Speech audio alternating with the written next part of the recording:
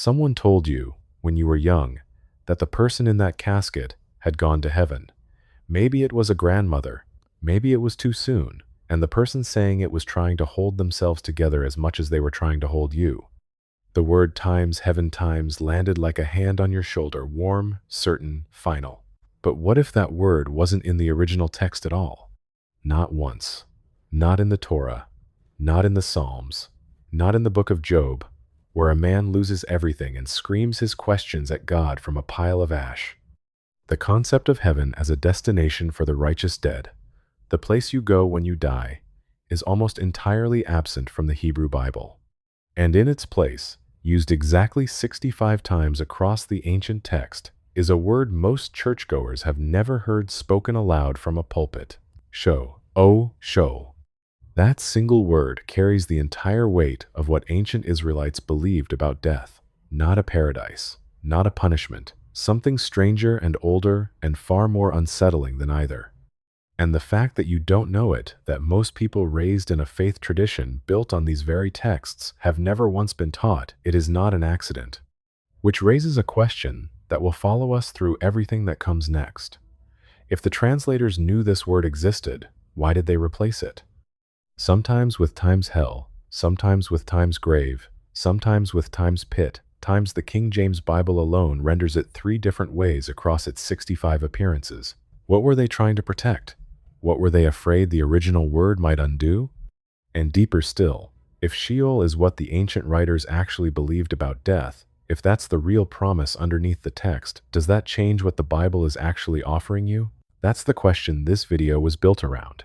And it's one that the team at WokeFaith Finance has been pulling at from their own angle. What happens when ancient belief systems collide with modern faith, modern money, and modern meaning? So what exactly times is times Sheol? Picture the moment just before you fall into a dreamless sleep.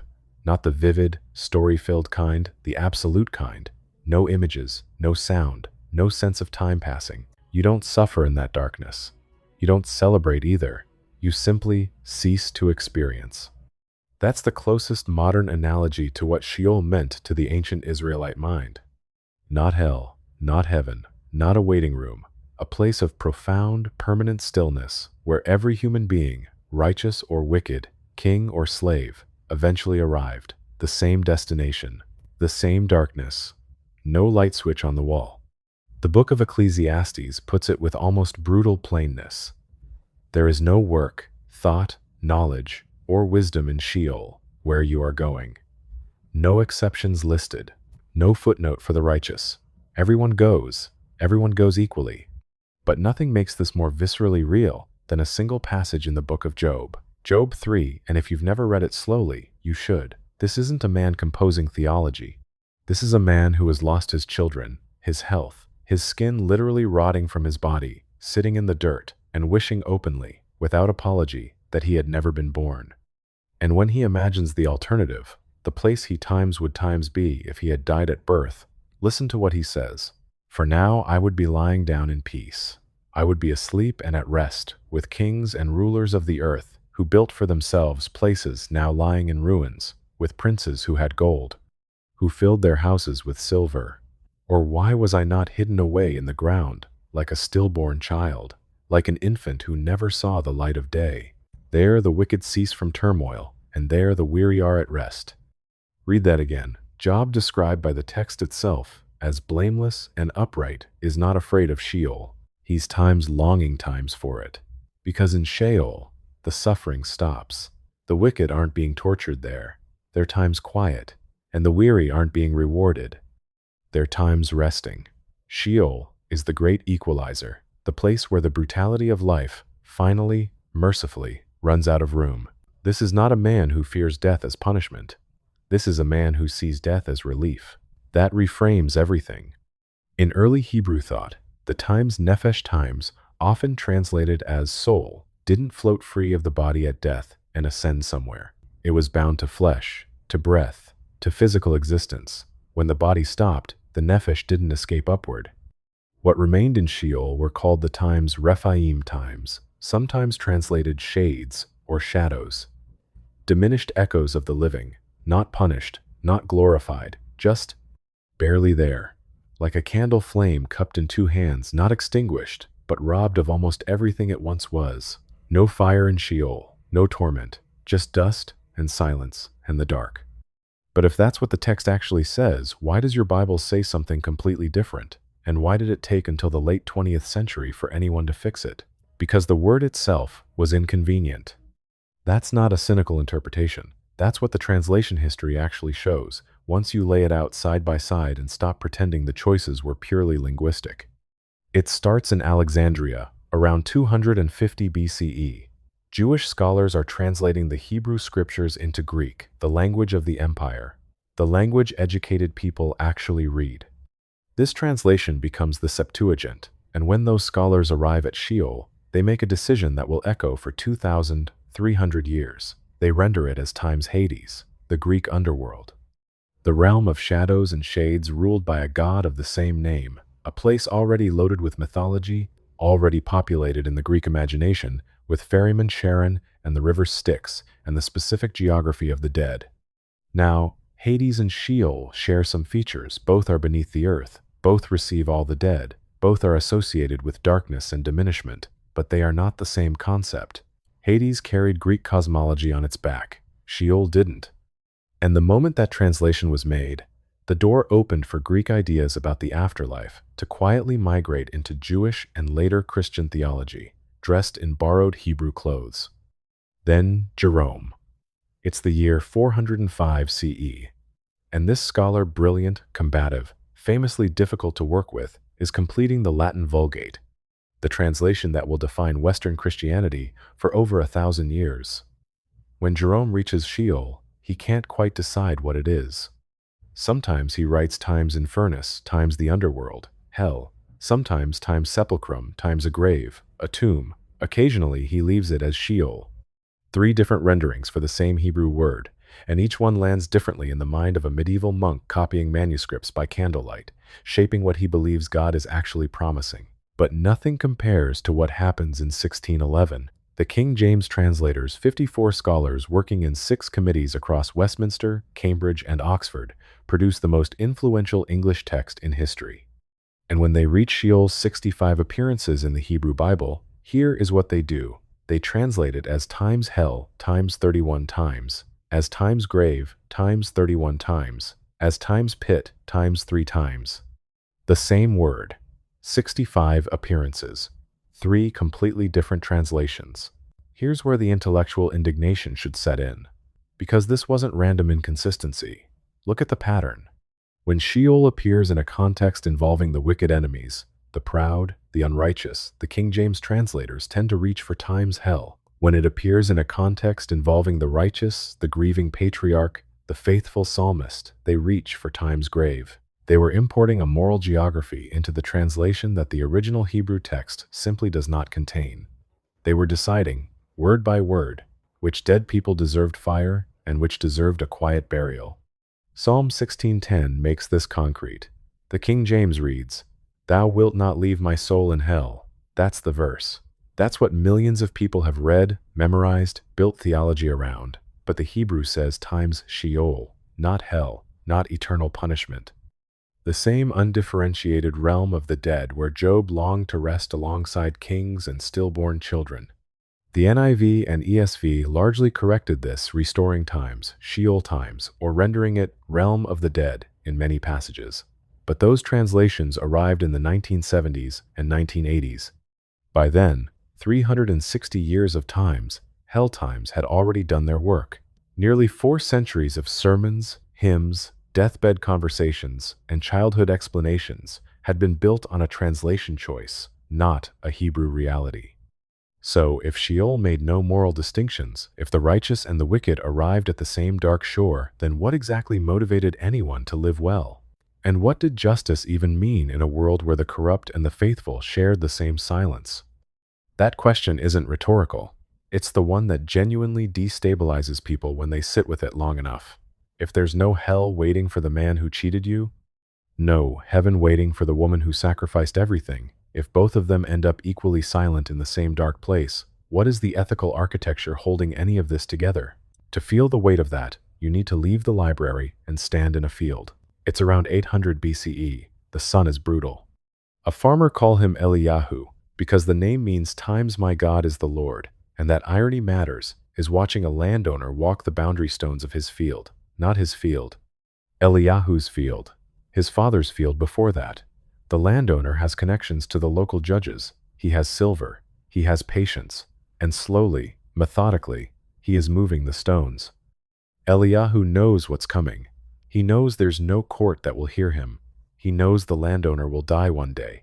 And he knows exactly where the landowner is going, the same place Eliyahu is going. Sheol doesn't threaten the corrupt. It doesn't reward the faithful. It just waits, equally, for both of them. And so Eliyahu has no comfort in postponed justice. He has no vision of that landowner burning while he himself rests in paradise. That framework doesn't exist for him yet.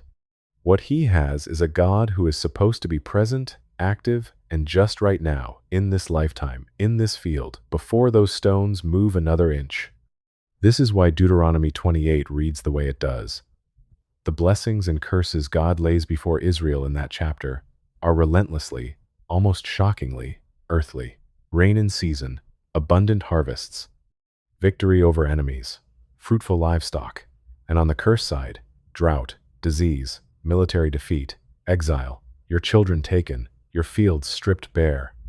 Not one word about eternal reward. Not one word about posthumous punishment. The entire covenant is transactional and temporal. God's promise was for times this, times life. Justice was supposed to happen times here, which means prayer, for ancient Israel, was not a gentle spiritual exercise. It was an act of confrontation. That's the only way to read the Psalms honestly. Psalm 44. Wake up, Lord. Why are you sleeping? Rise up. Do not reject us forever. Psalm 13. How long, Lord, will you forget me forever?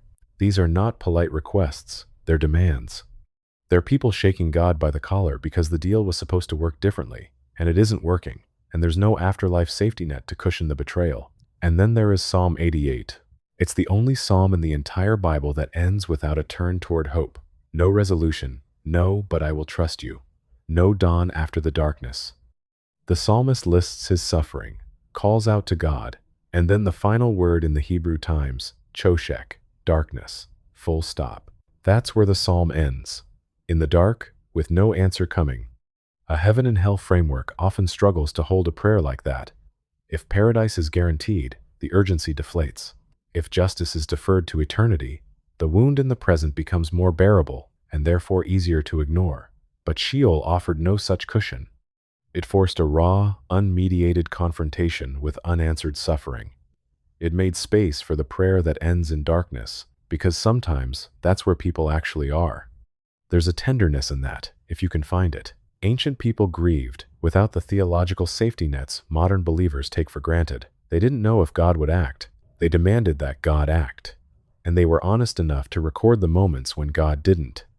But something times did, times change. And the story of how it changed is one of the most dramatic in all of religious history, because it didn't begin in a philosopher's study. It began in a torture chamber. The year is 167 BCE. Jerusalem is under occupation.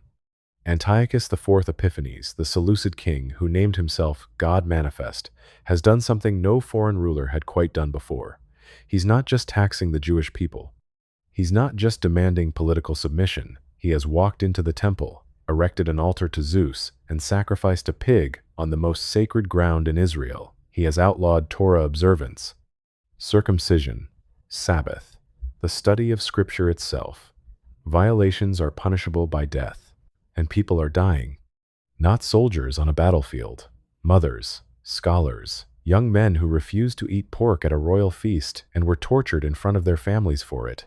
The second book of Maccabees, written in the decades following these events, preserves one account that is almost unbearable to read. 7 brothers, one by one, are killed before their mother's eyes for refusing to violate Torah. Each one dies with something on his lips, not despair, defiance. One of them tells the king, "You dismiss us from this present life, but the King of the universe will raise us up to an everlasting renewal of life." Stop there. Feel the weight of that sentence. Because that young man is not drawing on centuries of settled theology. He is reaching for something that barely exists yet. There is no robust Jewish doctrine of resurrection to comfort him. There is no detailed map of what comes after. There is only this, the conviction, raw and desperate and somehow unbreakable, that a God who demands faithfulness unto death cannot simply let that faithfulness disappear into Sheol's silence. This is the theological crisis that Sheol could not survive intact. Think about what these families were living with. The old framework, obey God, receive blessing in this life, had catastrophically failed. The most faithful Jews were dying the worst deaths. The wicked were prospering. And Sheol, the great equalizer, offered no correction. It just waited, equally, for the torturer and the tortured, for Antiochus and for the 7 brothers. The same dark shore, the same silence. That is not justice, and the community knew it. So into that crisis, almost like a pressure valve releasing, came Daniel 12. Scholars broadly date this text to the Maccabean period, written for and to a people watching their neighbors die for their faith. And it says something the Hebrew Bible had never quite said so plainly before. Many of those who sleep in the dust of the earth shall awake, some to everlasting life, and some to shame and everlasting contempt. Dust, awake, everlasting life, contempt. This is not Sheol, this is something new. Not everyone arriving at the same dark shore, but the dead being sorted, distinguished, finally given what they were denied in life. The righteous raised, the wicked exposed. Justice, deferred, but not canceled. What's your own gut reaction when you read that verse for the first time with this history behind it? Does it land differently, knowing it was written for people watching their children die? Drop that in the comments. I'm genuinely curious whether the historical context changes how the text feels. And resurrection, once introduced, doesn't stay quiet. By the 1st century CE, it has fractured Judaism itself. The Pharisees embrace it. The Sadducees, the priestly aristocracy, the temple establishment, reject it entirely.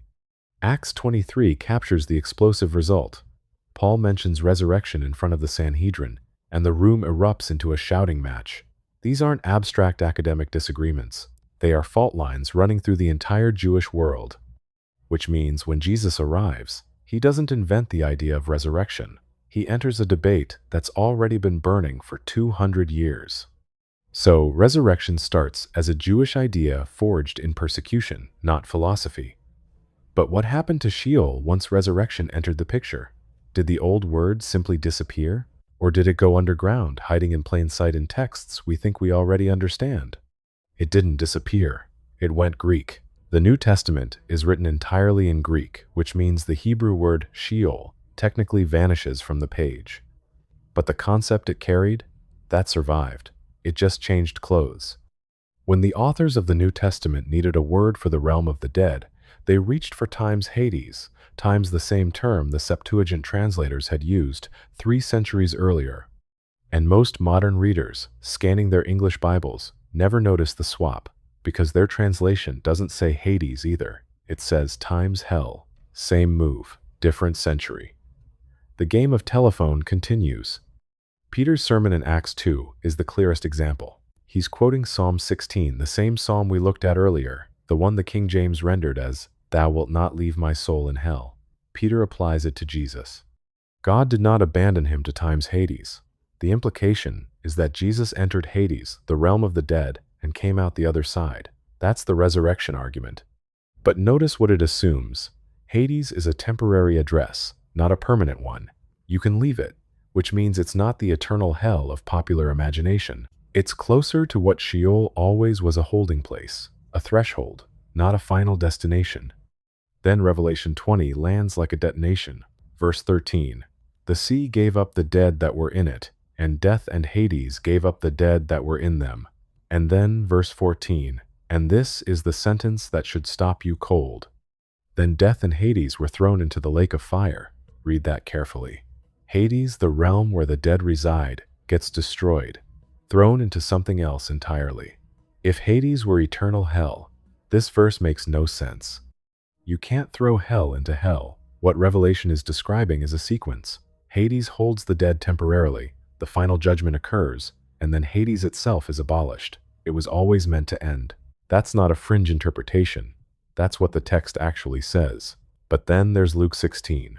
the rich man and Lazarus. And here, something genuinely shifts. The rich man dies, ends up in Hades, and he is in torment.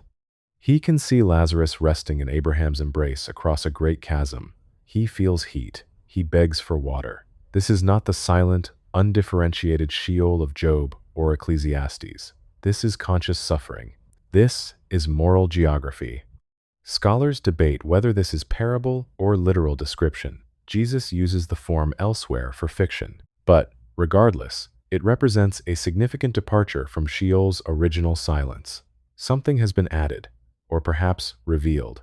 The question of which it is has divided theologians for 2,000 years. And then there's the word Jesus himself uses most often for what we translate as hell. Not Hades, Gehenna. Picture a valley just southwest of Jerusalem's walls. The Valley of Hinnom. In the 7th century BCE, this is where certain Israelite kings burned children as offerings to the god Molech, one of the most condemned acts in the entire Hebrew Bible. By Jesus' time, the valley had become, according to later tradition, a perpetually smoldering garbage dump. When Jesus' audience heard Time's Gehenna, they didn't picture a metaphysical realm beyond death. They pictured smoke rising from a real place they could walk to in 20 minutes. That's the word that became Time's hell times in your Bible.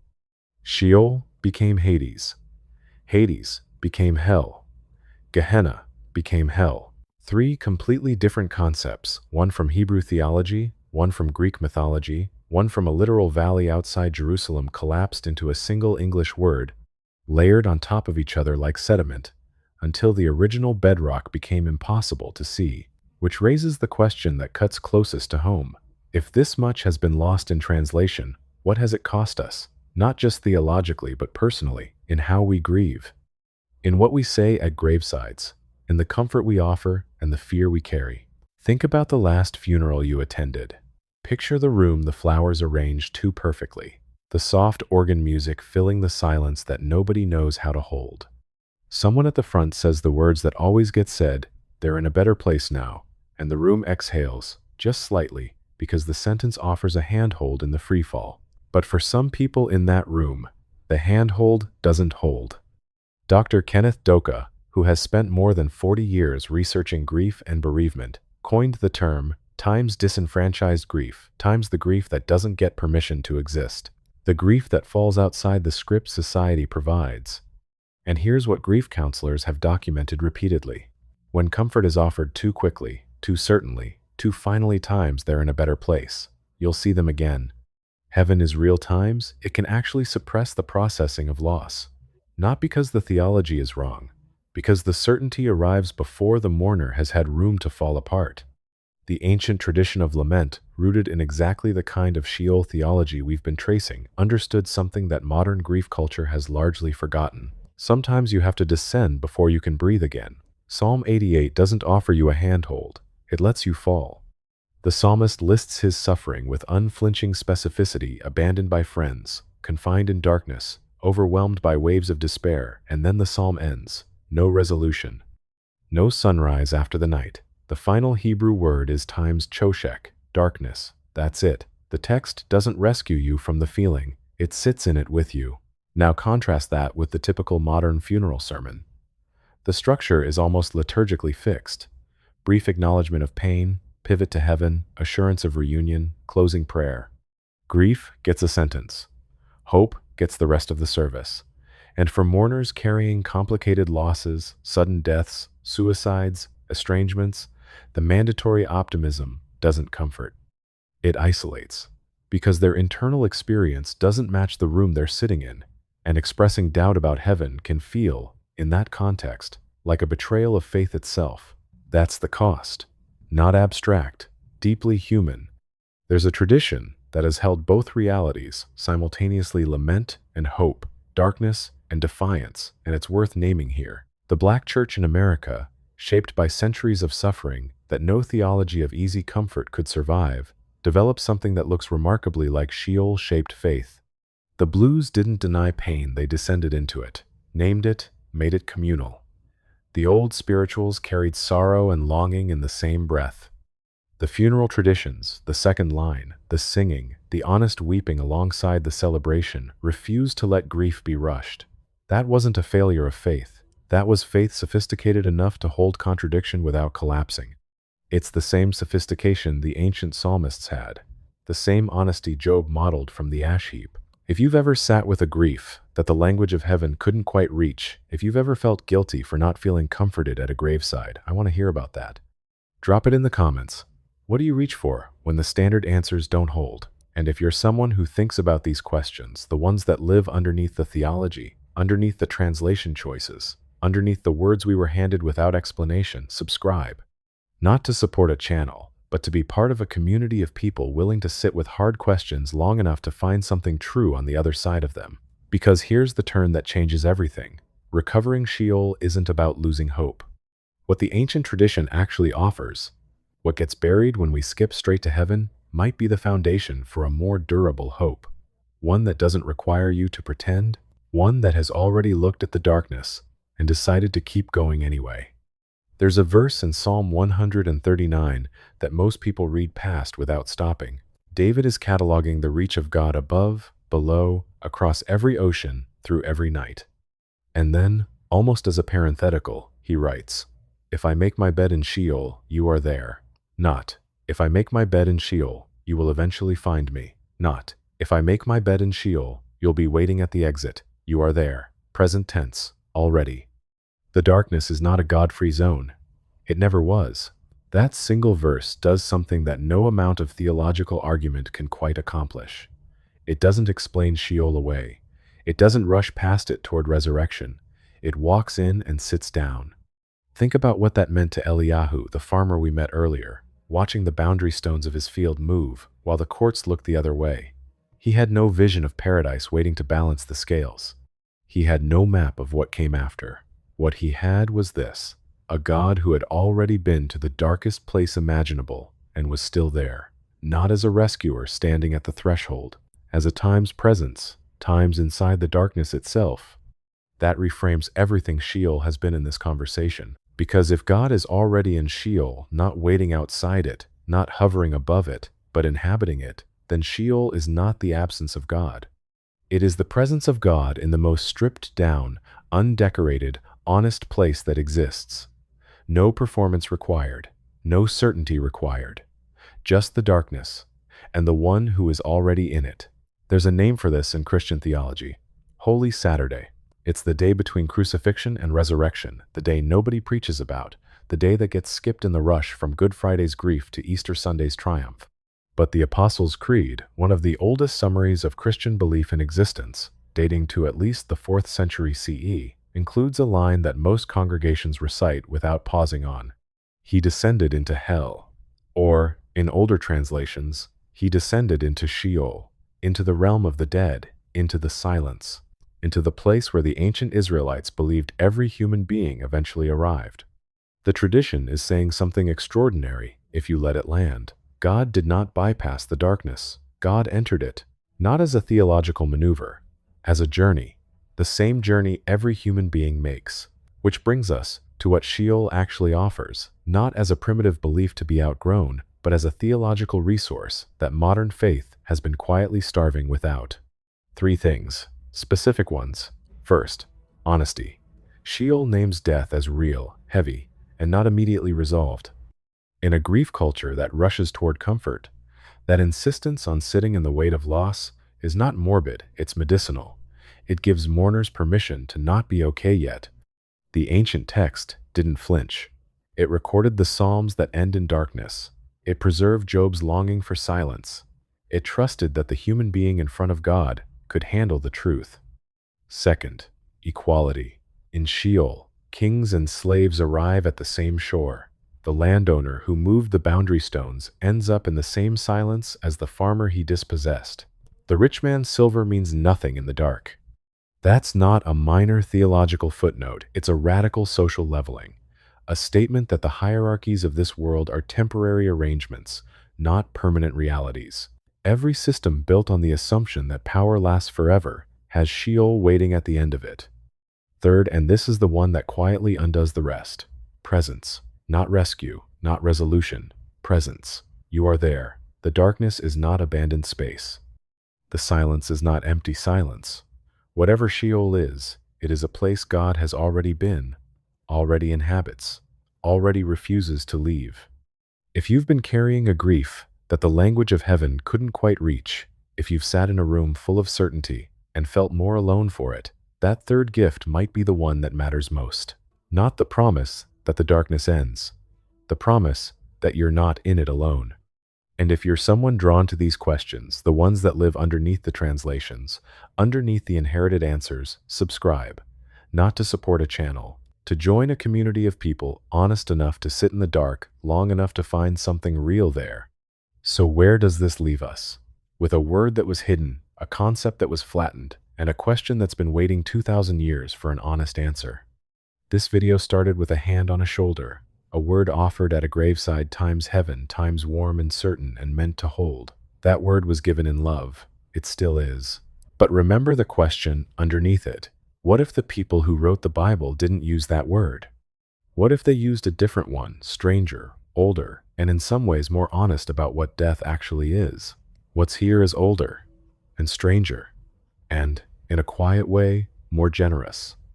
Sheol wasn't a failure of imagination that heaven and hell came to correct. It was an act of theological honesty that heaven and hell in their most popular, most certain forms sometimes obscure. The ancient Israelites looked at death and refused to decorate it. They gave it a name. They walked toward it in their prayers, their poems, their arguments with God. And they found something in the darkness that no amount of certainty has ever quite replaced. Think about the grieving parent from the beginning of this video. The one who heard times, heaven times offered like a hand on the shoulder, warm, final, meant to hold. There's another offering the ancient text makes, one that doesn't require you to know exactly where the dead have gone. They are held in the darkness, in the presence of the God who descended into that same darkness and did not leave. That's not a lesser comfort. For some people, in some griefs, it's the only comfort that actually fits because it doesn't ask you to be certain about geography you can't map. It asks you to trust presence. Just presence. Already there, already in. Go back and read the Psalms with this in your hands. Not the ones that end triumphantly, start with the ones that don't. Psalm 88, Psalm 44. The ones where the writer is not performing faith but fighting for it, demanding it, refusing to let go of a God who seems to have gone quiet. Read them knowing that the people who wrote those words had no heaven to escape to, no resurrection theology to cushion the fall, just the darkness, and the conviction raw, unearned, almost irrational that God was somehow in it. Notice how much more human they suddenly sound. Notice how much more honest. Then read Job again. Not for the ending. The ending has always been the least interesting part. Read the middle. Read the ash heap. Read the man who has lost everything and still refuses to say the polite thing, the safe thing, the thing that would get him back in the room with the respectable people. He goes down into the language of Sheol, and he drags God with him. That's not primitive theology waiting to be upgraded. That might be the most sophisticated thing the ancient world ever taught us about faith. That it doesn't require the lights to be on. That it can survive the silence. That the darkness itself, the real kind, the kind that ends in time's Choshek times with no sunrise attached, was never, not once, a place God refused to enter. The word beneath the words was never just about death. It was about where God actually lives.